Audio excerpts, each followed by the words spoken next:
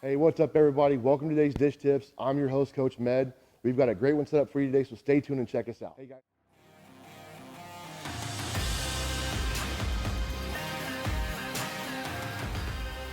Hey guys, so like I said, we've got a good one set up for you today. We have our high performance director of SPI, Sean Barger, with us, who's going to take you through the mobility and flexibility routines we discussed last week.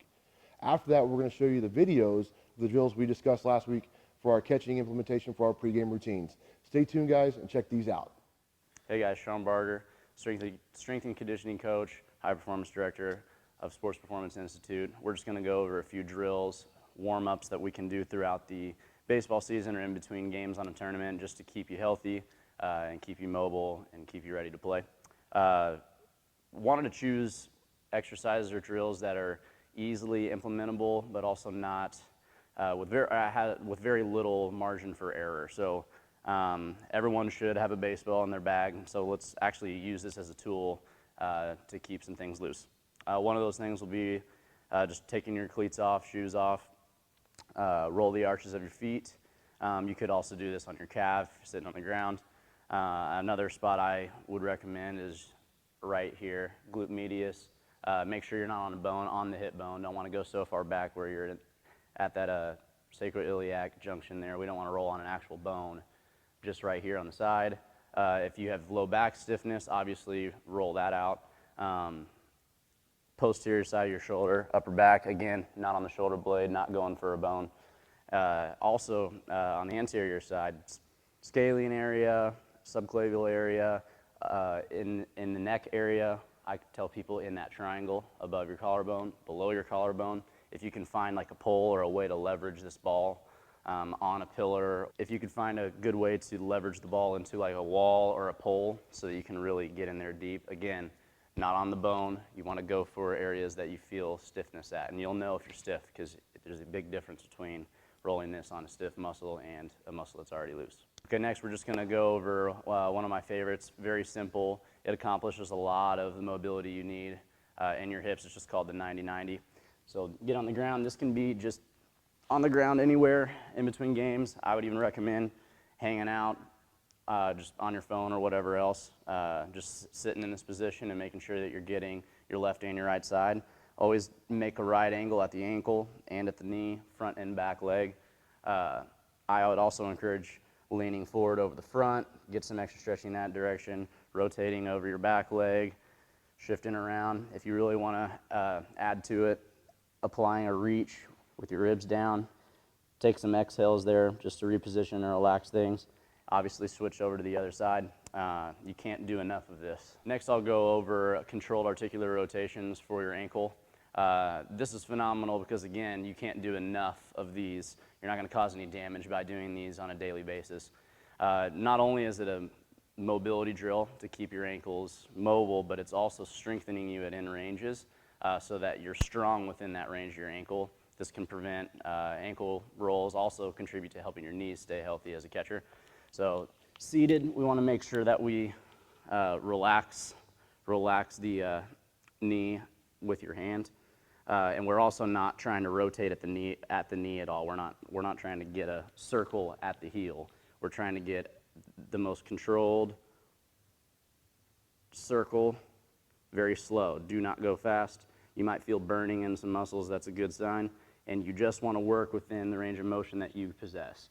So we want to trace circles left and right, 2 to 3 of those per time. Make sure you hit both sides. Simple as can be. Lastly, just for shoulder health and many other things, very complex concept, but we're going to make it very, very simple.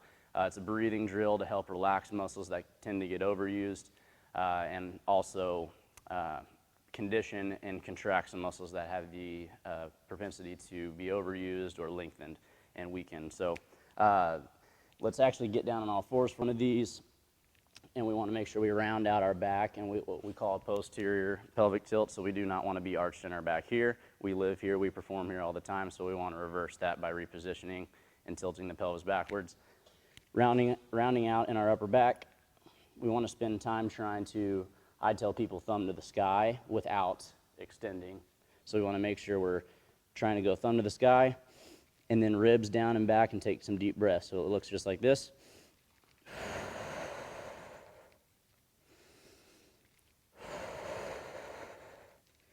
Every single breath, you want to try to raise that thumb higher and higher.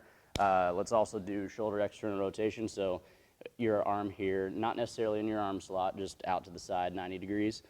Trying to raise the back of your palm, so your wrist, externally rotating towards the ceiling or the sky. Same exact thing.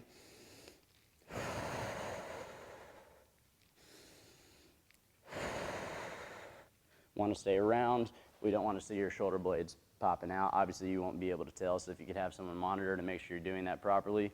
You might feel your shoulder popping. That's not necessarily a bad thing. If you do get some of this popping, that is okay. It's not necessarily a bad sign.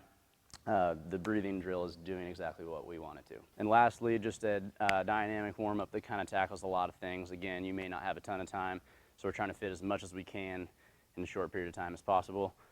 Perform a stationary if you don't have a lot of room. You can do this just in the locker room, obviously. Performing either a reverse or a forward lunge, just like so, 90 degrees both knees, tucking the toe, hands down onto the turf or whatever. Raising the tailbone up, you should feel a stretch in the hamstring there. Bring the knee back down.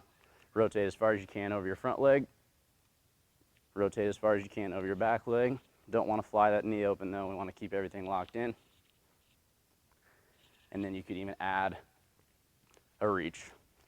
Obviously you can do this in a forward lunge pattern or reverse lunge pattern. Just make sure you're hitting your right and left rotations on your right and left leg. Good to go. Any more questions about our dynamic warm-ups or anything else, feel free to contact us at info@sportspi.co. Be sure to reach out. No question's a stupid question.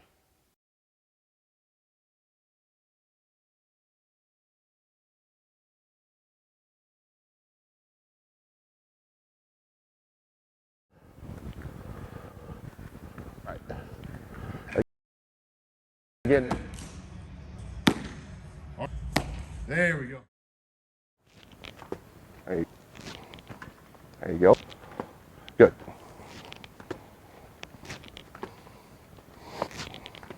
Hey.